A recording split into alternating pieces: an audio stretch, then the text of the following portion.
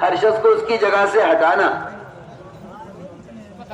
میں آپ سے کیا بتاؤں، بہت آسان مثال دینے کو دل چاہتا ہے.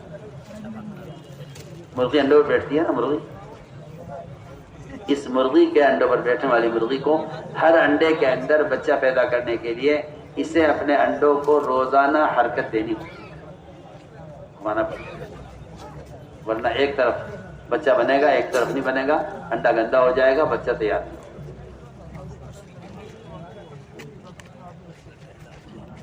ان مشینوں کے اندر بھی انڈے کو حرکت دی جاتی ہے مستقل. آپ جانتے ہوں، میں تو سنا ہے کہ اگر ایک طرف اس کو سیک ملی ایک طرف نہ ملی تو اس میں بچہ پیدا نہیں ہوگا. حرکت. اس لیے ہم کہتے ہیں کہ ہمارے گشت کا موضوع ہے جس طرح بھی ہو خوشامد کر کے کسی طرح مسلمان کو اللہ کے گھر میں داخل کر دو. ہمارے یہاں صاحب فرماتے تھے تم کسی طرح دعوت دے کر اسے مسجد میں لے آؤ، پھر میں نے اللہ سے طے کرا لیا کہ اللہ جو تیرے گھر میں آ جائے تو اس کو ہدایت کے بغیر واپس نہیں. آپ سمجھتے ہیں تبلیغ پیغام پہنچانے کے لیے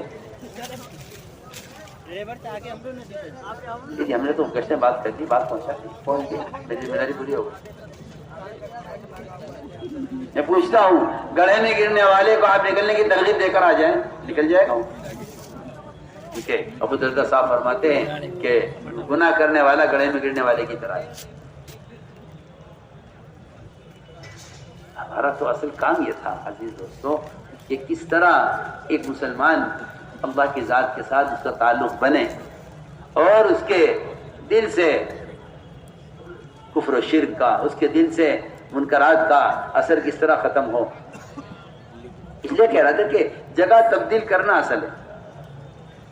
آپ جانتے ہیں سب وہ شخص جس نے 99 قتل کیے، توبہ کا خیال آیا، راہب سے پوچھا کیا میری توبہ قبول ہو سکتی ہے؟ اس نے کہا نہیں، اللہ معاف نہیں کریں گے آپ کو، آپ نے بہت بڑا جرم کیا ہے، 100 قتل کیے، 99 قتل کیے ہیں. اس نے اس کو بھی قتل کر دیا کیونکہ اللہ کی رحمت سے کسی کو مایوس نہیں کیا جا سکتا. اس نے اسی کو قتل کر کے 100 پورے کر دیے، لیکن صحیح راستہ عالم نے دیا.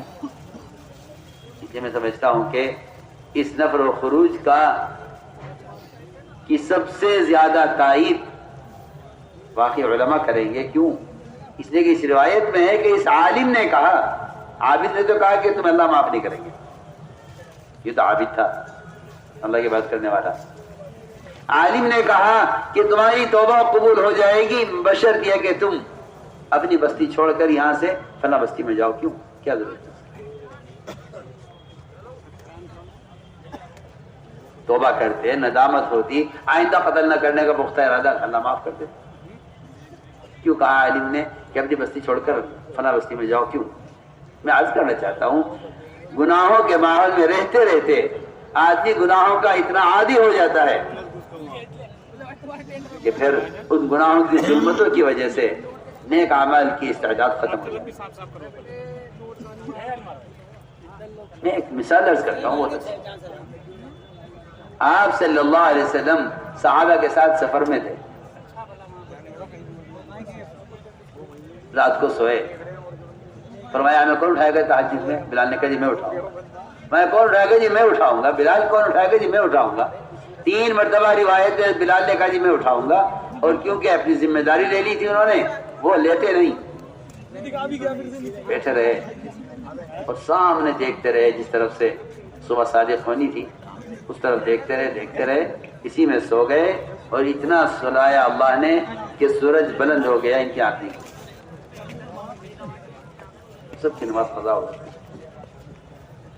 نماز قضا ہو گئی، سورج بلند ہو گیا تھا. آپ نے فرمایا کہ بھائی نماز ادا کریں گے مگر یہاں نہیں کریں گے، یہاں سے آگے جا کے کریں گے. یہاں وہاں سے آپ نے صحابہ کو چلایا اور آگے جا کر آپ نے نماز ادا کی. امام شافعی رحمۃ اللہ فرماتے ہیں یہاں نماز کے ادا نہ کرنے کی وجہ یہ آپ نے بیان کی روایت میں کہ یہاں شیاطین کا اثر ہے. شیاطین کا اثر ہے اس لیے آپ نے حکم دیا صحابہ کو کہ یہاں نماز ادا نہیں کرنی، یہاں سے آگے چلو دوسری جگہ تبدیل کرو نماز ادا کرنے کے لیے، فجر کی نماز پڑھنے کے لیے جگہ تبدیل کرو۔ آپ سوچئے تو صحیح، جہاں محلے کے محلے مسلمانوں کے نماز نہ پڑھتے ہوں وہاں کیا اثر شیاطین کا ہوگا؟ اور اب اس ماحول کے اندر اپنی بات پہنچا کے کسی طرح چلو ہو گیا۔ اب تو بالکل ہی عقل ماری گئی ہے، اب تو یہ شیطانی آلات اور موبائل مل گئے ہیں دین کی باتیں پھیلانے کے لیے، تو سمجھتے ہیں ہمارا البلاغ، ہمارے نے تو پہنچایا تھا، ہم نے پہنچا دیا۔ ارے تم سوچو تو صحیح، غور تو کرو، دین کی بات کا پہنچانا دعوت ہے یا ایک مسلمان کا اللہ کے فرائض پر عمل کر لینا دعوت ہے؟ آپ کسی کو کھانے کے لیے کہہ کے آ جائیں یہ دعوت ہے؟ جب آپ کے گھر میں آ کر کھانا کھائے یہ دعوت ہے؟ بتائیے آپ خود ہی بولیے۔ آپ آئیں کر ہاں پہ آ جائیے، کسی جسے کھانا کھانا ہو آ جائیے ہمارے یہاں، آئے گا کوئی اس طرح؟ سوچیے آپ تو دعوت قبول کرنا اسے کہتے ہیں، کوئی میرے گھر میں آ کر میرے دسترخوان پر کھانا کھائے۔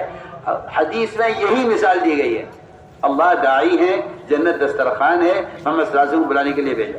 پڑھیے آپ روایت، آپ ہماری بات کو سمجھیں۔ ایک گشت کرنے والے کی فکر یہ ہونی چاہیے کہ میں ایک مسلمان کو ایک حقوق جہنم سے بچانے کے لیے گشت کر رہا ہوں۔ اگر آپ نے ایک مسلمان سے نماز پڑھوا لی ایک وقت کی گشت کے ذریعے، آپ نے ایک مسلمان کو ایک حقوق جہنم میں جلنے سے بچا دیا۔ کتنا ایک حقوق؟ 2,88,000 سال ایک نماز کا قضا کرنا، ایک نماز کا قضا کرنا۔ ایک روایت تو عجیب آئی ہے، ایک روایت میں ہے کہ جو آدمی عصر کی نماز قضا کر دے جان بوجھ کر، اس کے پچھلی زندگی کے سارے اعمال برباد ہو جاتے ہیں۔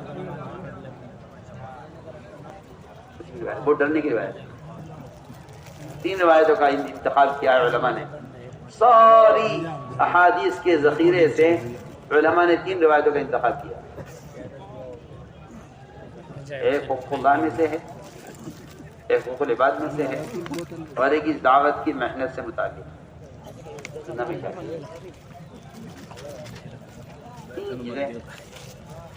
حقوق اللہ، حقوق العباد اور دعوت، یہ 3 روایتیں علماء نے منتخب کی ہیں ایسی تمام احادیث کے ذخیرے سے کہ جس میں پچھلے سارے اعمال کے ضائع ہونے کا یہ وعید ہے، خطرہ ہے۔ پہلی تو یہ کہ جو شخص جان بوجھ کر عصر کی نماز قضا کرتا اس کے پچھلے سارے اعمال برباد ہو جاتے۔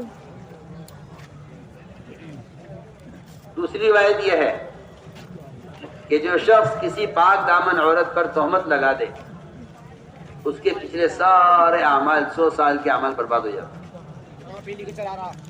اور تیسری روایت یہ ہے کہ اگر کوئی شخص اللہ کے راستے میں نکلے دعوت اللہ کے لیے اور وہ راستے میں جگہ کو کسی کے لیے تنگ کر دے یا راستے کو بند کر دے اس کے پچھلے سارے اعمال برباد ہو جاتے ہیں۔ یہ 3 روایتیں ملتی ہیں، من قطع طریقا او ضیق منزلا فلا جہاد له۔ یہ 3 روایتیں علماء نے منتخب کی ہیں تمام احادیث کے ذخیرے سے۔ تو میں عرض کرنا چاہتا تھا کہ گشت تو نماز کے لیے ہے،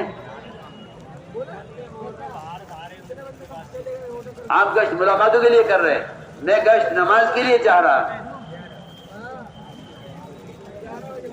آپ کہتے 2.5 گھنٹے دے رہے ہیں مسجد کو، میرے ہو گئے صبح 2.5 گھنٹے دے دیے، تو میں نے صبح 2.5 گھنٹے دے دیے، اس 2.5 گھنٹے میں تو ایک بھی نماز نہیں آئی۔ جی ہاں، 8 بجے سے 10:30 تک آپ ضرور دیجیے۔